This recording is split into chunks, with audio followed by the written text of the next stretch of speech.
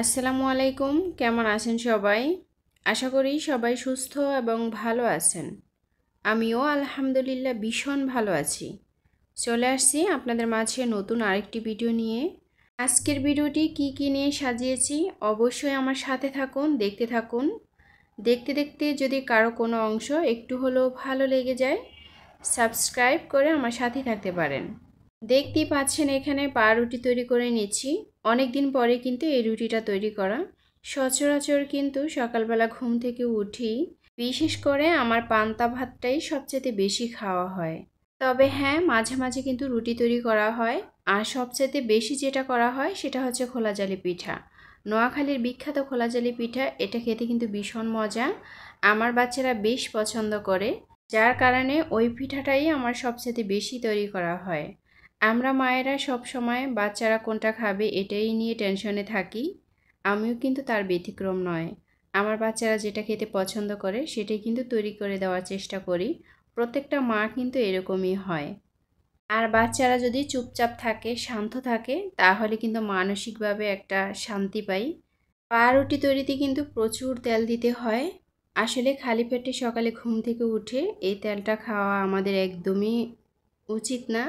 তারপরে কিন্তু আমরা ওই যে মুখের রুচি এবং স্বাদের জন্য কিন্তু খেয়ে ফেলি। এটা আমাদের স্বাস্থ্যের কতটাই যে ক্ষতি করে আমরা নিজেরাও কিন্তু টের পাই না। প্রত্যেকটা মানুষের কিন্তু তেল খাবারটা একটু এড়িয়ে যাওয়াটাই সবচাইতে ভালো। আমরা যারা মধ্যবিত্ত ফ্যামিলিতে রয়েছি তাদের কিন্তু কমন একটা সমস্যা থাকে, সেটা হলো আমাদের সংসার থেকে আমরা অভাব জিনিসটা কখনোই কাটাতে পারি না। মধ্যবিত্তরা যত টাকাই ইনকাম করে না কেন, সবার ভিতরে কিন্তু একটাই কথা থাকে, যাই ইনকাম করি না কেন সব টাকাই খরচা হয়ে যায়, এক টাকাও কিন্তু সঞ্চয় করতে পারি না। এই কথাটা কিন্তু কম বেশি সবাই বলে থাকে, সবার মুখে মুখে কিন্তু এটাই থাকে, অভাবটা যেন কাটাতেই পারি না, শুধু খরচাই হয়ে যায়। আমরা যদি 10 জনকে প্রশ্ন করি যে আপনাদের সংসার কিভাবে কাটে, দেখবেন 10 জনের ভিতরে 8 জনই বলবে অভাব কিছুতেই সরাতে পারি না, যাই ইনকাম করি না কেন সব টাকাই খরচা হয়ে যায়, সঞ্চয় করতে পারি না। মধ্যবিত্তদের ভিতরে সবার ইনকাম তো আর একরকম হয় না। দেখা যায় কারো ইনকাম একটু কম, কারো ইনকাম একটু বেশি। হয়তোবা প্রতি মাসে কারো ইনকাম 10,000 হতে পারে, অন্যথায় কারো ইনকাম 20,000ও হতে পারে। তো যাদের ইনকাম একটু 20,000 বা এর অধিক, তারা যদি একটু বুদ্ধি খাটিয়ে চলে তাহলে তারা সংসার খরচ বাদেও কিন্তু অনেক টাকা সঞ্চয় করতে পারে। আমি এখানে ঢেঁড়স গাছে একটু স্প্রে করে দিয়েছি। ঢেঁড়স গাছে ফুল আসার সাথে সাথেই পোকায় আক্রমণ করে ফেলে। প্রত্যেক সপ্তাহে একবার করে স্প্রে করে দিলে পোকার আক্রমণ থেকে অনেকটাই বাঁচা যায়। এই সময়ে কিন্তু পোকার আক্রমণটা সবচেয়ে বেশি হয়। আমার বাড়িতে মাশাআল্লাহ অনেক ধরনেরই সবজি গাছ রয়েছে। আমি সবজি গাছ রোপণ করতে বেশ ভালোবাসি। এই যে এখন বর্তমানে যে গাছটা দেখতে পাচ্ছেন এটা হচ্ছে সিম গাছ।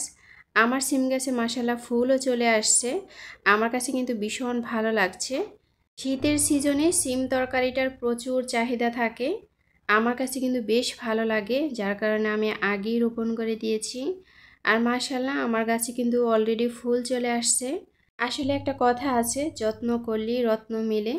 চুপচাপ ঘরে বসে না থেকে আমি বাড়িতে সবজি গাছ রোপণ করি, এটা আমাকে বেশ আনন্দ দেয়। আমি যখনই একটু অবসর সময় পাই তখনই কিন্তু সবজি গাছের পিছনে ছুটে যাই। এই যে একটা ভালো লাগা, দেখবেন আপনি নিজের গাছ থেকে যেরকমই সবজি নিতে পারেন না কেন, আপনার ভিতরে যে একটা আনন্দ দিবে সে আনন্দটা কিন্তু আপনি অন্য কোথাও পাবেন না। সংসার জীবনে কিন্তু প্রত্যেকটা নারীর প্রচুর কাজ থাকে। সংসারের কাজ গোছানো, বাচ্চা সামলানো, সব কিছু ম্যানেজ করে নেওয়ার পরেও কিন্তু আমাদের হাতে অনেকটাই সময় থাকে। এই সময়টাকে আমরা অবহেলায় না কাটিয়ে আমরা যদি সবজি গাছ রোপণ করি, আমরা কিন্তু তাহলে ফ্রেশ সবজি খেতে পারি। সেই সাথেও কিন্তু আমাদের অনেক টাকাই সংসারের খরচ থেকে বেঁচে যায়। সবজিটা কিন্তু প্রত্যেকটা সংসারই কমন, এটা তো প্রতিদিনই থাকতে হয়। আমরা যারা মধ্যবিত্ত ফ্যামিলিতে রয়েছি, যার যেরকমই ইনকাম হয় না কেন, আমি মনে করি বুদ্ধিটাই হচ্ছে সবচাইতে মেন। এই যে কৌশল খাটিয়ে চলা, এই কৌশল খাটিয়ে চলাটাই হচ্ছে সবচাইতে গুরুত্বপূর্ণ। আমি এখানে অফ ক্যামেরায় কিছু কুমড়া শাক নিয়েছি। দেখা যায় প্রতিদিন মাছ মাংস খেতে খেতে একঘেয়েমি হয়ে গেলে তখন শাক পাতা খেলে ভীষণ ভালো লাগে। বাচ্চারাও দেখবেন শাকটাকে বেশ পছন্দ করে। তো আমার কিন্তু শাকটা প্রায়ই খাওয়া হয়। তো আজকে আমি এখানে একদম তাজা কিছু শাক নিয়েছি। আজকে আমি ডাল দিয়ে রান্না করে নিব। এর আগে কিন্তু চিংড়ি মাছ দিয়ে রান্না করে নিয়েছি। আসলে এক এক অঞ্চলের খাবার কিন্তু এক এক রকম হয়। অনেকে হয়তো বা ভাবতে পারেন যে ডাল দিয়ে কিভাবে রান্না করা হয়। আসলে ডাল দিয়ে রান্না করলে খেতে কিন্তু ভীষণ মজা।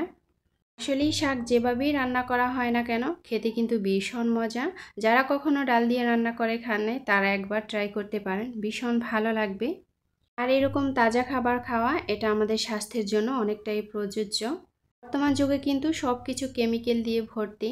যেটাই আমরা খাই না কেন সেটাই কিন্তু আমাদের স্বাস্থ্যের জন্য অনেকটাই ক্ষতিকর হয়ে দাঁড়ায়। দেখা যায় আমরা কিন্তু ভালোর জন্যই খাই, এতটাই বিষ প্রয়োগ করা হয় প্রত্যেকটা খাবারে, আমরা কিন্তু না বুঝিয়ে খেয়ে ফেলি। আমরা যদি সংসার লাইফে ধৈর্য এবং পরিশ্রম একটু বুদ্ধি খাটিয়ে চলি তাহলে কিন্তু আমরা খুবই হেলদি খাবার খেতে পারি। সেই সাথে আমাদের স্বাস্থ্যের জন্য অনেকটাই উপকার হয়। এই কচু গাছগুলো হচ্ছে জংলা কচু। এই গাছে এত লতি রয়েছে কি বলবো। আমি কিন্তু এখান থেকে 2-1 দিন পর পরই লতি তুলে নিয়ে রান্না করি। আর লতিগুলা কিন্তু খুবই চিকন। লতি কাটার ঝামেলাটা কিন্তু অনেকটাই। তবে হ্যাঁ, লতি তুলে 2 দিন ঘরে রাখার পরে দেখবেন লতির উপরে যে খোসাটা সেটা কিন্তু খুব তাড়াতাড়ি উঠে যায়। তখন কিন্তু খুব তাড়াতাড়ি খোসাটা ফালানো সম্ভব হয়। আমরা এটা হয়তোবা অনেকে করি না। অনেকে বাজার থেকে আনার পরে দেখা যায় সাথে সাথেই কেটে সাথে সাথেই রান্না করে নেই। আর এই কচু গাছগুলো হচ্ছে আমাদের সুপারির বাগানে। আমাদের বাড়িটা যেহেতু অনেকটি জায়গা জুড়ে, তো গাছগুলো কিন্তু খুবই ফ্রেশ জায়গায়, যার কারণে আমি এখান থেকে 2-1 দিন পর পরই লতি তুলে নিয়ে রান্না করি। কচু এবং লতি এই দুইটা কিন্তু আমাদের স্বাস্থ্যের অনেকটাই উপকার করে। বিশেষ করে রক্ত পরিষ্কার করতে খুব তাড়াতাড়ি সহায়তা করে, এতটাই ভিটামিন।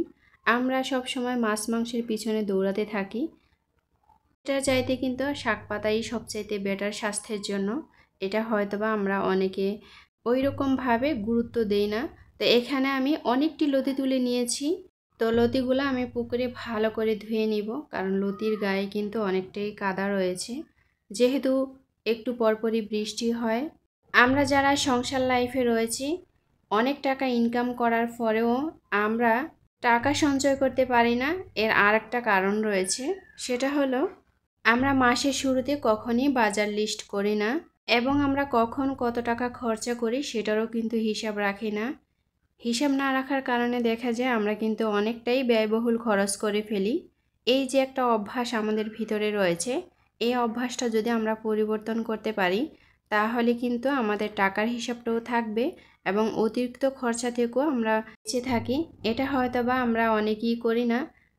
অনেক সময় আমরা কি করি, মাসের শুরুতে হাতে টাকা আসার সাথে সাথে আমরা একসাথে সকল বাজারঘাট করে ফেলি।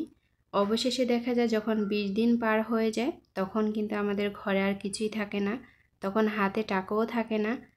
আর সব সময় মাছ মাংসের পিছনে না দৌড়িয়ে শাক পাতা খেলে কিন্তু অনেক টাকাই সঞ্চয় হয়। সেটা কিভাবে সেটাও আমি আপনাদেরকে বলছি। মাছ মাংসের দাম কিন্তু শাক পাতার চাইতে 10 গুণ বেশি।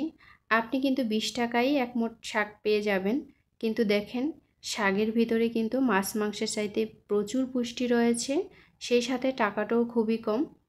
তো এখানেও কিন্তু আমাদের অনেক টাকাই বেঁচে যায়। এই যে একটু বুদ্ধি বা কৌশল, এটা খাটিয়ে কিন্তু সংসার লাইফে প্রত্যেকটা নারীর চলা উচিত। পুরুষরা সঞ্চয় করবে এটাই স্বাভাবিক, তবে নারীরাই কিন্তু টাকাটাকে সবচেয়ে বেশি আঁকড়ে ধরবে। নারীরাই কিন্তু সবচেয়ে বেশি হিসেবি হতে হয়। পুরুষের সাথে সাথে নারীদেরকেও ইনকাম করার সোর্স বের করতে হবে, তাহলে কিন্তু সংসারের অভাব অনেকটাই কেটে যাবে। আমি এখানে কিছু কচুরমুখী রোপণ করতেছি। ভিডিও শুরুতে তো দেখতে পেয়েছেন জংলা কচু দেখিয়েছিলাম। এর সাথে সাথে কিন্তু এই যে নীল কচুটা দেখতে পাচ্ছেন, এই কচুটা কিন্তু একদমই গলা ধরে না, এটা খেতে কিন্তু ভীষণ ভালো লাগে। মূলত এই গাছের গোড়া থেকেই আমি কচুর মুখিগুলা তুলেছিলাম, ভেবেছিলাম ভর্তা তৈরি করব। পরবর্তীতে ভাবলাম যে না, রোপণ করে দিলে এখানে অনেকগুলোই চারা উঠবে, যার কারণে রোপণ করে দেওয়া। আর এখানে দেখতেই পেয়েছেন আমি অনেকটি ডগা নিয়েছি কচু। আজকে আমি চিংড়ি মাছ দিয়ে রান্না করে নিব। এই যে কচুর ডগা কিন্তু চিংড়ি মাছ দিয়ে রান্না করলে খেতে বেশ ভালো লাগে। এই কচুটার কিন্তু কখনোই গলা ধরে না, এই কচুটার নাম আমি জানি না। এই কচুটার গোড়াতেও কিন্তু কচুর ছোট ছোট মুখী হয়, আর উপরের ডগাগুলোও খেতে বেশ ভালো লাগে। তো তো এখানে আমি কচুগুলা কেটে ধুয়ে পরিষ্কার করে নিয়েছি। এবার চলে যাব রান্নায়। আর এই কচুগুলা খুব তাড়াতাড়ি সিদ্ধ হয়ে যায়।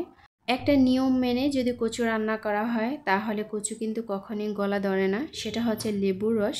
লেবুর রসটা কচুতে দিয়ে দিলে কখনোই গলা ধরে না। অনেকে গলা ধরার কারণে কিন্তু খেতে চায় না। আজকের ভিডিও এখানেই শেষ। আসসালামু আলাইকুম, আল্লাহ হাফেজ।